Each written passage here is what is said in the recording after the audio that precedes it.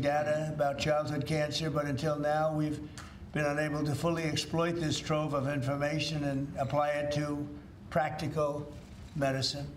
Using cutting-edge AI, we will empower our scientists and researchers to discover new treatments, cures, and prevention strategies. AI can also make groundbreaking trials and therapies, and it's just going to be so accessible to everybody, families all across the country. So it's going to be amazing. What's happening is amazing. And we have more AI. We're leading in AI. We're leading China by a lot.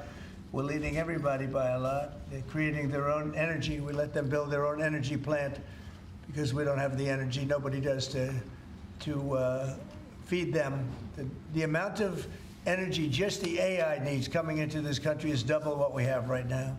So we're letting them go out and create their own energy plants and their own electricity, and they're doing it. We're giving them permits to build electric plants. They're becoming sort of a utility. Maybe they'll do better with being a utility. Who knows? They'll do better with being a utility than they will being AI. What do you think of the chances that I hope I'm wrong about that, or they made a bad bet, right?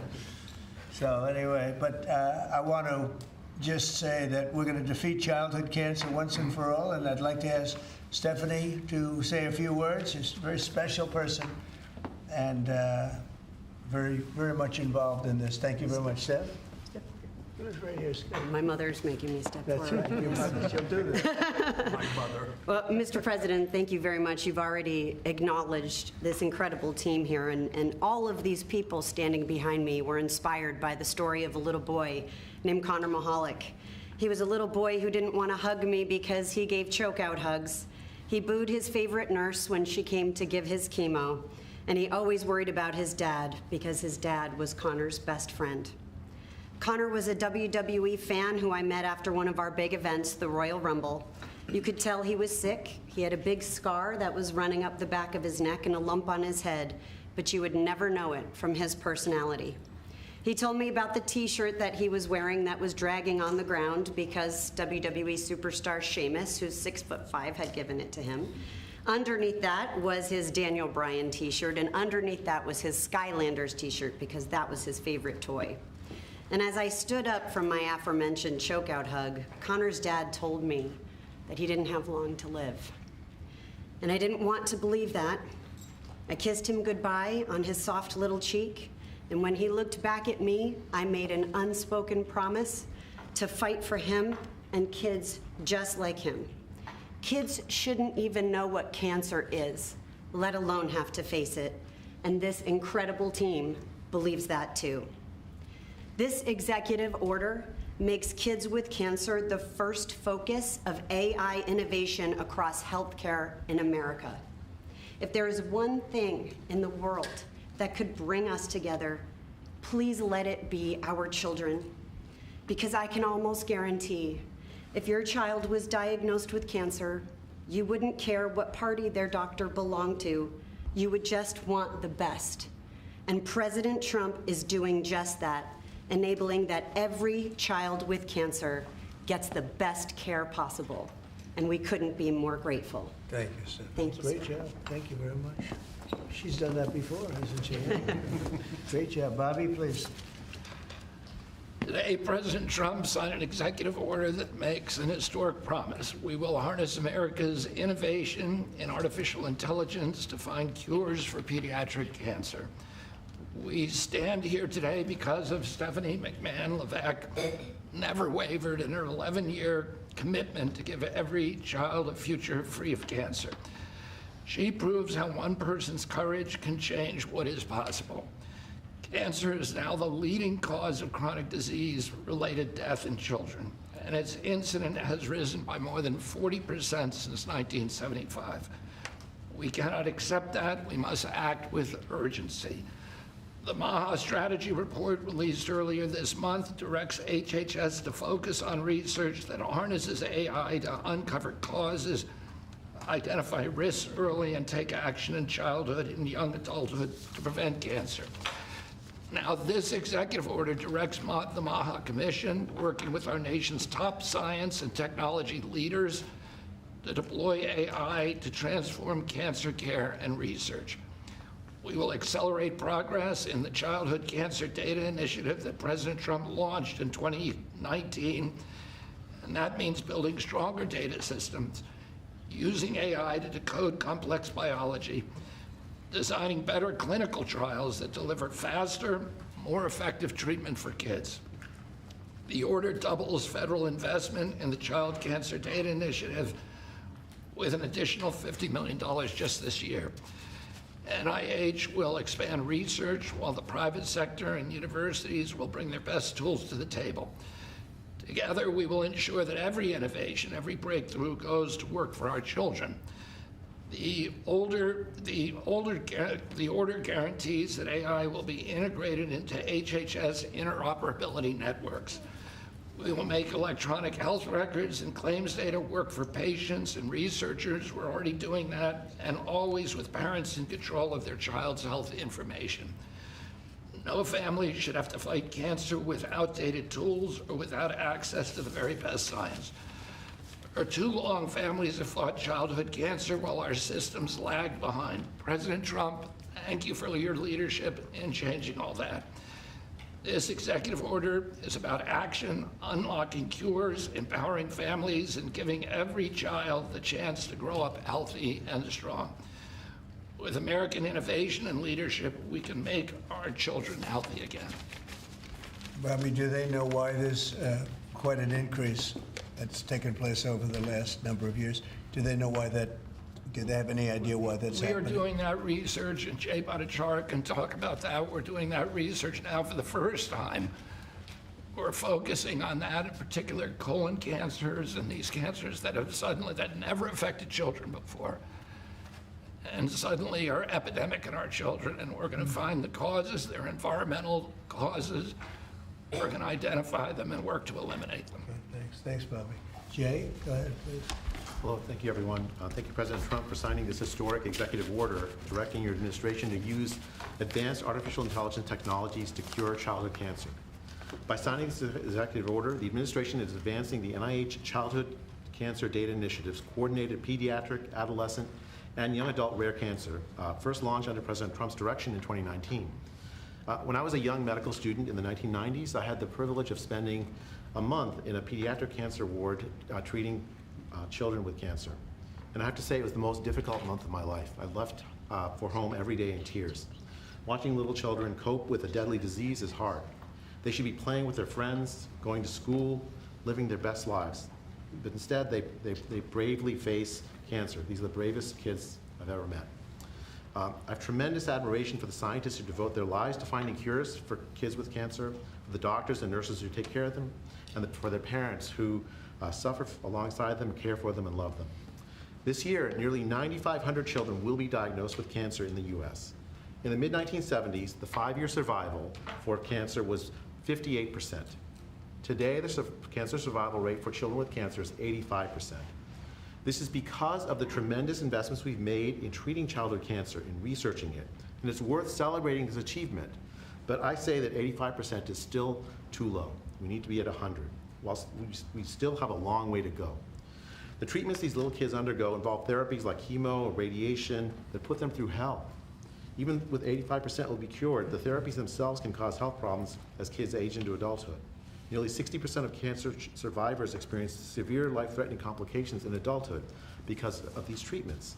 And so we need better treatments so that we can raise the survival rate and reduce the side effects. This initiative builds on the CCDI's mission to gather data from every child, adolescent, and young adult diagnosed with cancer, no matter where they receive care. It aims to develop a platform and tools to bring together clinical care, research tools like molecular characterization and genetic information, tools that will improve preventive measures, treatment, quality of life, survival for childhood cancer. By uniting families, clinicians, and researchers, by harnessing the power of AI, CCDI will accelerate diagnosis, inform treatment, and develop the next generation of life-saving therapies. This is not about collecting data alone. It's about giving families hope. Today, we commit to taking this work to the next level. With this executive order that President Trump is signing, we're building a future where every child's data contributes to faster diagnosis. Artificial intelligence help us uncover faster, more precise treatments, improve quality of life, and better survival. And finally, let me extend my sincere congratulations and gratitude to President Trump for his leadership and vision in giving us this opportunity to make America healthy again, to rigorously push the boundaries of science and bring hope to millions of families. Thank you. Thank you very much, Chair. It's very nice. Appreciate it. Director Kratsios, please.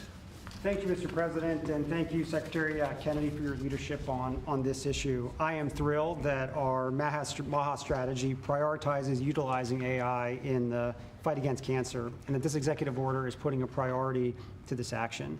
Thank you for your commitment, Mr. President, to the United States for maintaining its global leadership in artificial intelligence across models, data sets, applications, and to issue an AI action plan to do just that.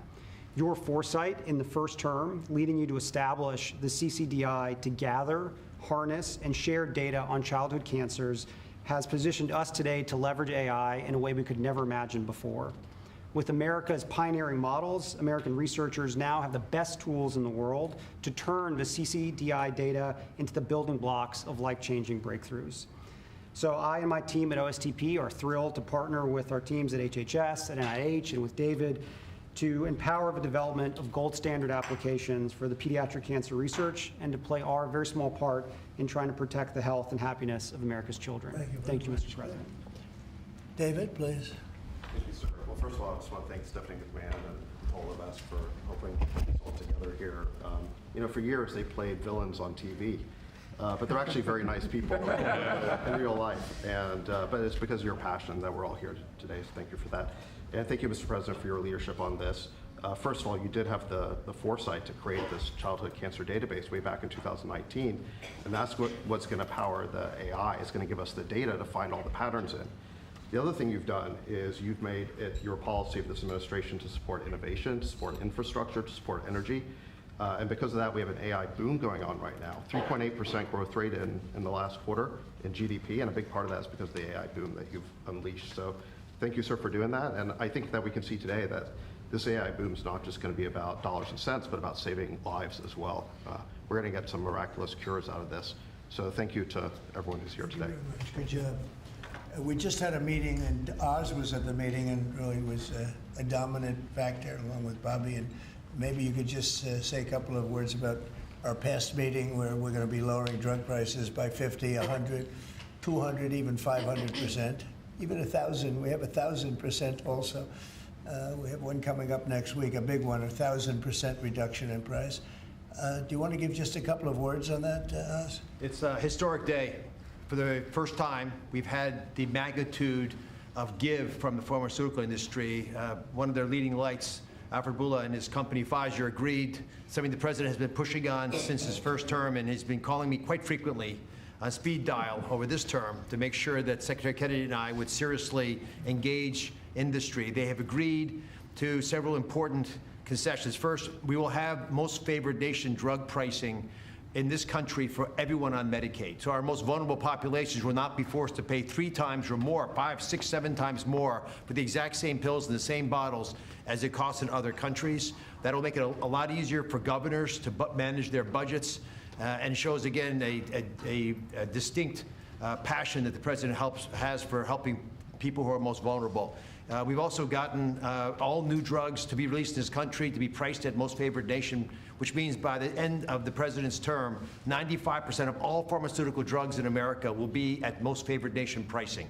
Again, no more discrepancies between what folks in other countries can buy their drugs for and what's being purchased in this country. Pfizer also agreed, as will companies next week when they come to visit this same White House, to onshore drugs to bring their production back into America so American workers will benefit as well. But at the same time, this is critical.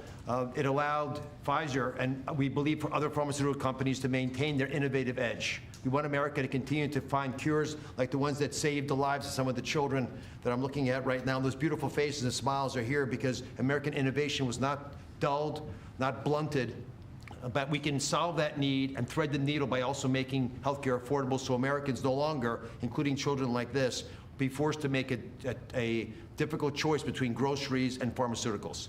And I must say, Mr. President, since this morning, if you just look at the stock market, there's been support of this decision made by the CEO of Pfizer. Their stock has benefited. So I think it was the right thing for the company, the right thing for the policies of this administration, which is a pretty cool place to work. But most importantly, it's the right thing for the American people. Thank you very much. And maybe we'll just finish it off with Linda, because she's been such an incredible cabinet member and done such a good job. Maybe you want to say something about your unbelievable daughter and son-in-law, because they've worked very hard on this. Well, thank you, Mr. President, for the opportunity to do that. I don't think that, any mother could be any more proud of all of the efforts that Stephanie's made in support also of Paul. Stephanie first talked about this 10 or 11 years ago after Lil Connor. And I remember one of the things that she said to me was, I really would like to somehow convene the people and the scientists who think outside of the box, because research is done in very standard terms. You do this, and yes, you have to do that. But she said, I really would like to tap into some of the most creative and inventive minds in the country to be able to look at research differently for pediatric cancer. And she did that. It took her about 10 years, and she kept tapping in and calling people, being pretty relentless about it, driven herself by a mother's heart. And I couldn't be any more proud of the work she's done. I'm happy to stand by and be a supportive mom and be very proud of her today. Thanks. Good job you're doing. Thank you very much, Linda. Okay, any questions, please? Mr. President, as we inch closer to a government shutdown this morning, you said you might do a lot of layoffs. If DOGE is already reducing the federal workforce, why is it necessary to link more federal jobs cut to a shutdown? Well, the Democrats want to shut it down, so when you shut it down, you have to do layoffs. So we'd be laying off a lot of people that are going to be very affected, and the Democrats, they're going to be Democrats. As you know, this country, no country can afford to pay for illegal immigration, health care for everybody that comes into the country, and that's what they're insisting. And obviously, I have an obligation to not accept that. That would affect everybody. You know, when I see what we're doing with AI and all the plants that are opening up in the country, $17 trillion is coming. And if you compare that to Biden, Biden had, in 4 years, less than $1 trillion. We have 17 trillion, more than that. I think it's going to be much more than that, David. By the end of this year, I think it's going to be far over that. It's a record. It's already a record in 8 months. It's a record by a lot. And so we're doing well as a country, so the last thing we want to do is shut it down. But a lot of good can come down from shutdowns. We can get rid of a lot of things that we didn't want, and they'd be Democrat things, but they want open borders. They want men playing in women's sports. They want transgender for everybody. They never stop. They don't learn. We won an election in a landslide. They just don't learn. So we have no choice. I have to do that for the country. Yes? You mentioned a deal with Harvard, Mr. President. What is that deal? Will they be paying the administration? Well, we're in the process of getting very close, and Linda's finishing up the final details, and they'd be paying about $500 million, and they'll be operating trade schools. They're going to be teaching people how to do AI and lots of other things, engines, lots of things. You know, we need people in trade schools. I remember when I went to school, I had some people that weren't particularly good students, but they could take a motor or an engine apart blindfolded and put it back blindfolded, but they weren't too good at other things, and many of them ended up doing better than the people that were. So trade schools are very important, and we've lost trade schools. We used to have a lot of trade schools in this country. We don't have them anymore. We have tremendous plants opening, and we want to have people at top level for those plants, whether it's AI or whether it's automotive plants. You know, we have many automobile companies open their plants in the United States. They're all coming back for two reasons: tariffs, and I think they liked November 5th. You know, they liked the person that was chosen, and they're moving in from Canada, they're moving in from Mexico, they're coming in from all over the world. China is coming. They're all coming, and that way they avoid paying tariffs. So, you know, they're coming for that reason. So by opening up trade school, because we're going to need employees, we're going to need people with skill. And I think I can say, Linda, you feel the same way. By opening up trade school, this would be a giant trade school, series of trade schools. It would be run by Harvard. Now, this is something that we're close to finalizing. We haven't done it yet. But they'd put up $500 million. Interest and everything else would go to that account, meaning go to the trade school And, it's a big investment in trade school, done by very smart people. And then their sins are forgiven. So we have a good chance of getting that close. Yeah, please. Mr. President Trump, thank you. I've been looking at this chart that you showed us earlier, so it's leftover loss earlier. U.S. prices for brand drugs were 422% higher than comparable countries. I'm young, maybe I'm inexperienced, but I think a lot of Americans are wondering, how did we even get here being one of the biggest buyers? You got here by incompetent people sitting behind this desk. You had a lot of incompetent people. I did it, as you know, I started it in my first term. We rebuilt the military. We got the largest tax cuts in history. We did all these things, and we had the best economy in the history of our country during my first term. And by the way, this is blowing it away based on what we're seeing. But we got it by having people allow that to happen. And as you know, I started the process, but then when COVID came, we focused on COVID, not on this. And I said, if I ever go back and do it again, I'm going to make this a primary thing, because other countries are paying a fraction of what we pay for the same exact drug, same exact pharmaceutical, everything. And I said, no, it's not right. And the drug companies actually came along. Don't forget, they make 30, 40, 50 million a year, these people. They're very smart. And they had a lot of people convinced that, that's the way it has to be. They talked about research and development. We had to pay. I said, well, why isn't Germany paying? Why aren't other countries paying? And they always had a good answer, but it got to a point where I didn't like the answer anymore, and I said, we have to do this, and we did. And the team that we have with Oz and Bobby and Chris and all of the people that we had working on it, and I must tell you, Marty's been a big, wherever you may be, Marty, but Marty's been a big factor. We have a great team. There's never been a medical team like this, and I said, let's go do it. And then I did, as I said, I would bug them every single day, every week, because I said, we have to have, why should we be paying 10 times what another country's paying? And that was just an excuse, research and development. We do research and development. So now we're going to be paying whatever the lowest price is, we're going to be paying that price. So it's a great thing. But there won't be anything that can have the impact on Medicare, Medicaid, Social Security, anything where you need pharmaceuticals, medicines. The numbers are going to come way down. Even Obamacare, which is terrible, it's not been good, as you know. It's a weak form of health care. But it'll be better because the medicine's going to come in at a very low price. Yes, please. Yes, Mr. President. It seems like every time you assemble your MAHA team and your cabinet members behind you in regards to health issues, it just keeps getting powerful. And I look at these young kids there and the weight that is on the world right now that you can lift by what you're doing. I've often said, Trump could cure cancer and people would still criticize him. That's true. And it's true. What is your message to America that this potentially could bring us all together, get us on the same page and have unity? And I'd like to see if some of the kids or the parents have what it means to you to see President Trump get involved with this. Well, we've made tremendous strides in cancer research, far more than anyone has done.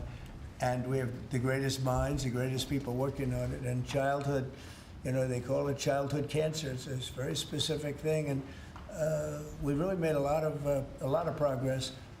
I think something that's going to allow us to make a lot of progress is the money we're saving on pharmaceuticals. We'll be saving 500, 600, 1,000%.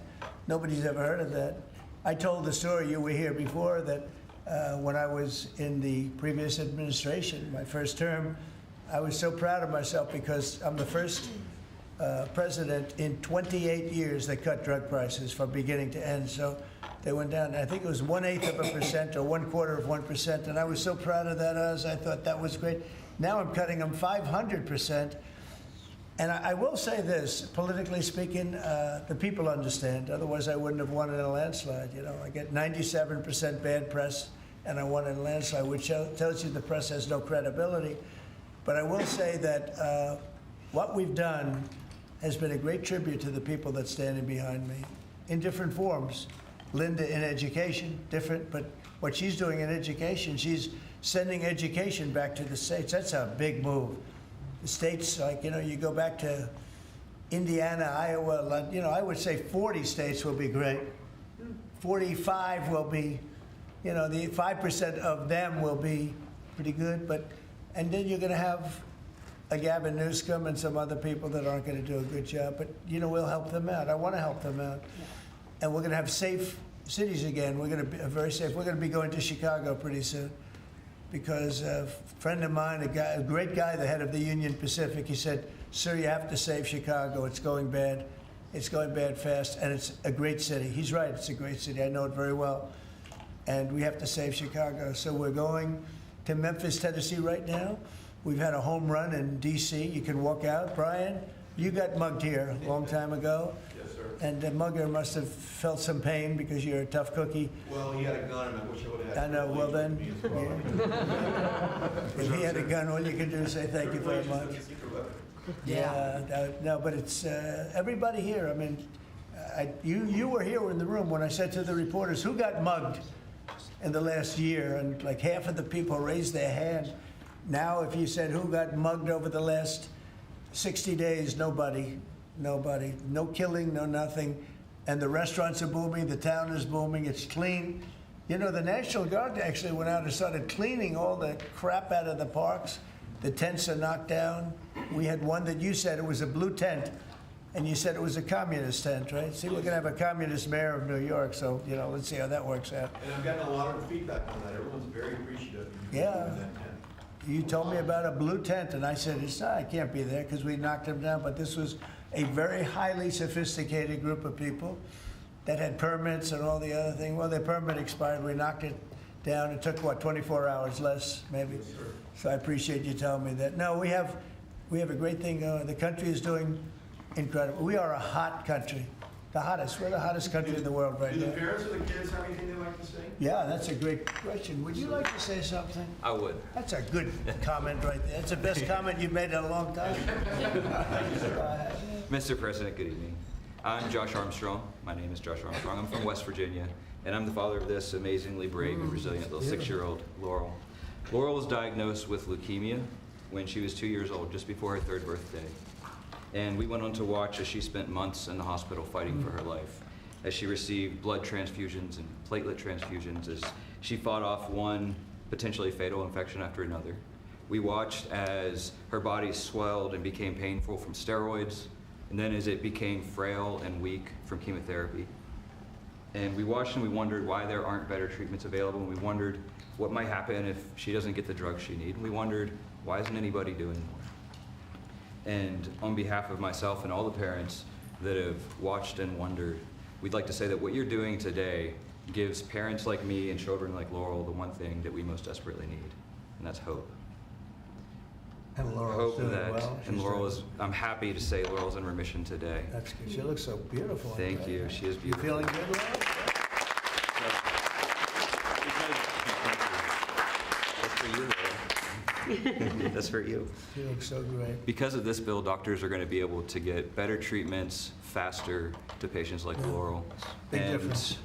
because of you making children like her real children, not cases or statistics, but children like Laurel and all of these children here today, we have that hope, and we are so proud that you're standing with children with cancer and making it a national priority. It's very nice. Thank you, Mr. President. We're with you all the way. How about you? Back there, Dad? Actually, I'd like my daughter to speak. Could we let Oh, her I speak? like that much Carolyn better. would like to speak. She's That's lost very her good. I'd like you to speak. Thank you. Good afternoon. My name is Carolyn Hendricks. When I was 4 years old, I was diagnosed with Ewing sarcoma, a pediatric bone cancer. 11 years later, I'm now 16 years old, and I'm doing great. What you're doing today, Mr. President, means that kids like me will get better options and so much more hope for the future. This will help doctors use technology to find cures faster, match patients to trials more quickly, and give our families more control over our health. For kids, every day counts. This order shows that our lives matter enough to be first in line for innovation. On behalf of children and young adults with cancer, those still fighting and those in remission like me, and families who wish that they had more time together, thank you for making us a national priority. Mr. President, because of actions like this, kids like me have the chance to grow up, to chase our dreams, and to live full lives. And that is the greatest gift anyone could ever give. Wow, that was so good.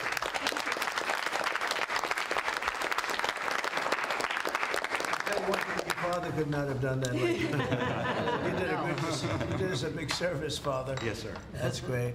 Where did you learn how to speak like that? I've done lots of speeches for childhood cancer over the last few years, and I'm also in a theater program, so that That's helps a great. lot. Well, good. That's a great job. Would anybody like to say something? Would anybody? Would you like to say something, honey? Yes. I'm Ilani Myers and I'm 9 years old, and I had a blood cancer called leukemia when I was only 2 years old. I had to get treated at 7 different hospitals across this country, and I had to have 2 bone marrow transplants, one for my dad and one for my mom. And I had to spend many days and the nights in the hospital getting pokies and yucky medicine. And me and my parents were very worried, and I had to go through those 7 different hospitals to find the best treatment that can make me better. And thank you, Mr. President, for making everything happen today. So kids like me and Laura, we can still be living today and speaking.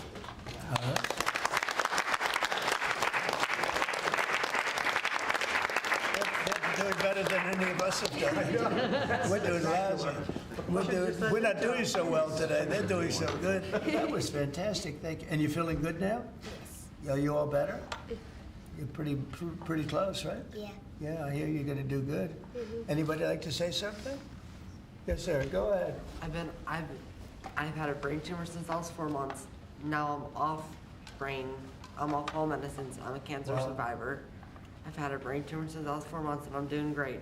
I'm 15 now, and I'm going to 10th And you're going to be a football player, offensive lineman.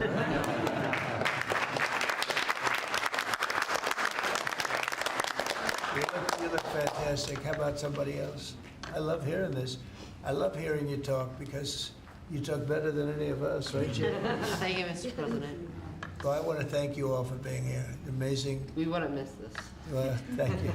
But you know, we're doing a lot for you, and you're all gonna be better very soon. I don't think you're gonna need any of the help that we're giving. It's gonna be for the future. But I want to thank you for being with us, and I'm gonna bring them back to a room. We have a room where we have lots of hats and things in the back, and would you like to go back and we'll pick some nice presents? Yes. Okay, we'll get rid of the wonderful people of the media. Do you like the media? They're nice, right?